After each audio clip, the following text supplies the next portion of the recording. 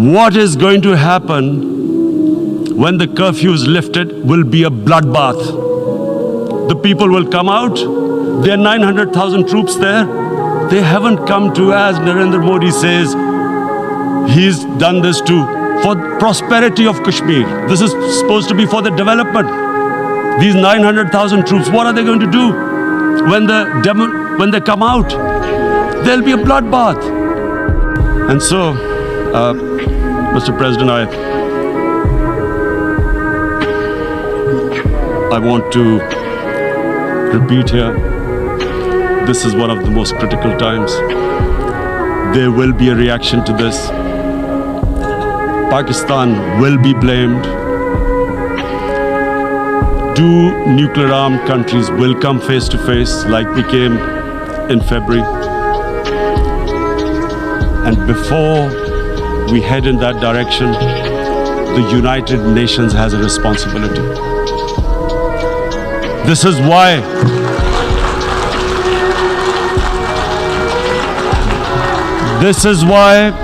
the United Nations came into being in 1945. You were supposed to stop this happening.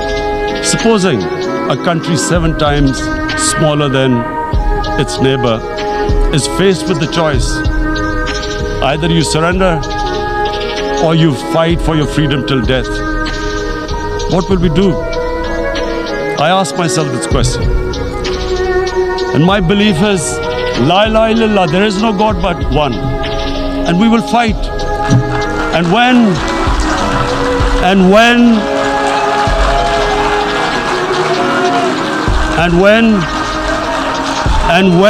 a nuclear-armed country fights to the end, it will have consequences far beyond the borders. It will have consequences for the world, which is why I repeat I'm here. Because I'm warning you, it's not a threat. It's a fair worry that where are we headed? And I've come here to tell the UN, you've got to, this is a test for the United Nations. You are the one who guaranteed the people of Kashmir the right of self-determination. They are suffering because of that.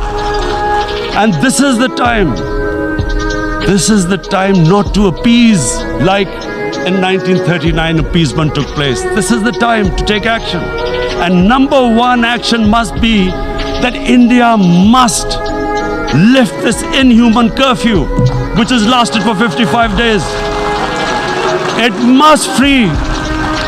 must free all political prisoners, and especially those 13,000 boys that have been picked up. Parents don't know where they've disappeared. And then the world community must give the people of Kashmir the right of self-determination.